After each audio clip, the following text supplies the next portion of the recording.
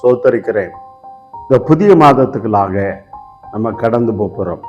2 மாதம் முடிந்து இந்த 3வது மாதத்தில் இந்த காலை வேலைக்காக ஆண்டவரை சோத்தரிக்கிறேன். இந்த நாளில் தேவன் ஆண்டவர் கொடுத்த வார்த்தைக்காக ஆண்டவரை சோத்தரிக்கிறேன். ஆபுக்கு 2ஆம் அதிகாரம் 3ஆம் வசனத்தை வாசிக்கிறோம். தரிசனங்கள் குறிப்பிட்ட காலங்களுக்காக வைக்கப்பட்டிருக்கிறது. அது நிறைவேறும், தாமதியாது. அது நிச்சயமாக நிறைவேறும், அது விளங்கும், அவருடைய வல்லமை வழங்க பண்ணும் என்று வேதத்தில் பார்க்கிறோம்.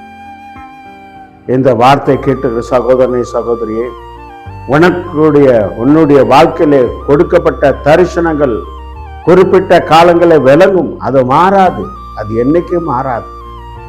ஆண்டவர் தன்னுடைய பிள்ளைகளுக்கு அந்த தரிசனத்தை கொடுத்து அநேக காரியங்களை அதை நிறைவேற்றினார் சொல்லி இந்த வேதத்தில் பார்க்கிறோம்.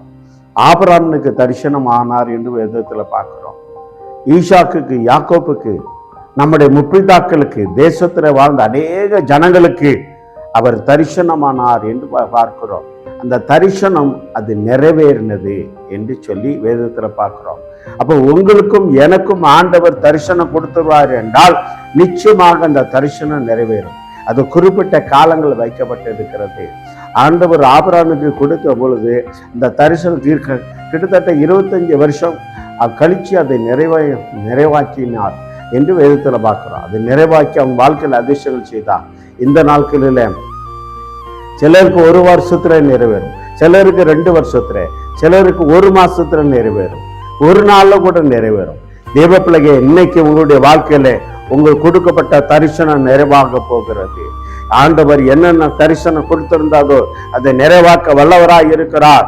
அவர் நேற்று என்று மாறாத தேவன், அவர் இருக்கிறவராய் இருக்கிற சொன்ன தேவன், அவர் வல்லமுள்ள தேவன், பராமரிக்கிற தேவன். இந்த நாளில் இந்த புதிய மாதத்துக்குள்ளாக கடந்து போற தேவ பிள்ளையே, உன்னுடைய வாழ்க்கையிலே தேவன் கொடுத்த தரிசனம் நிறைவாக போகிறது. அதனால கலங்காதே, திகையாதே. உன் துக்க நாட்கள் முடிய போகிறது என்று ஆண்டவர் சொல்கிறார். அவர் நேற்று என்று மாறாத தேவன், இருக்கிறவராய் இருக்கிற தேவன். ஐயோ, என் தரிசனம் நிறைவாகலையே என்று சொல்லி கலங்கி கொண்டிருக்கிற தேவ பிள்ளையே, ஆண்டவர் ஐயோ என்று சொல்லி கலங்கி கொண்டு வேதனையோடு இருக்கிற தேவ பிள்ளையே, ஆண்டவர் கொடுத்த தரிசனம் நிறைவாக போகிறது. அவர் மனமாற மனுஷன் அல்ல, அவர் நேற்று என்று மாறாத தேவன், இருக்கிறவராய் இருக்கிறார். ஏதோ குறித்து கலங்காத.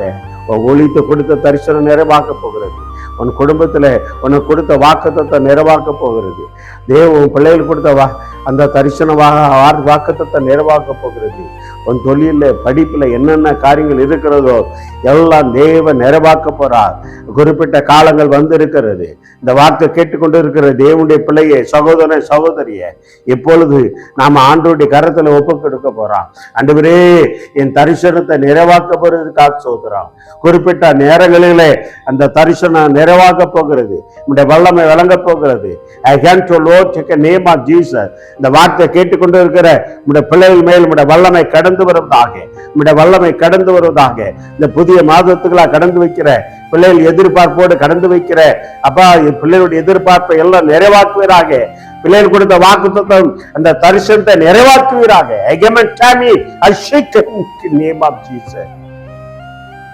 ஆண்டவரே, சோத்திரனப்பா, தரிசனத்தை நிறைவாக்க போறதுக்காக சோத்திரனப்பா. தொடர்ந்து நிறைவாக்குங்க நம்முடைய நாமத்தை அப்பா. நம்முடைய வல்லமை நிலைநாட்டி அதிசயங்களை அற்புதம் செய்து அப்பா, நம்முடைய ஜனங்கள் வெக்கப்பட்டு போகாதபடி கிருபையால் காத்து வழிநடத்தபடியா செவிக்கிறோம். நம்முடைய கரத்தில் ஒப்பு கொடுக்கிறோம். வழிநடத்துக்கு ஆசீர்வதிப்பீராக. இயேசுவின் நாமத்தோலை ஆசீர்வதித்து ஜெயம் எடுக்கிறோம் நல்ல தந்தையே. அமேன், அமேன், அமேன். எனக்கு அருமையான தேவனுடைய பிள்ளைகளை, தரிசனம் குறிப்பிட்ட காலங்களுக்கு வைக்கப்பட்டிருக்கிறது. அது நிறைவேறும், மாறாது.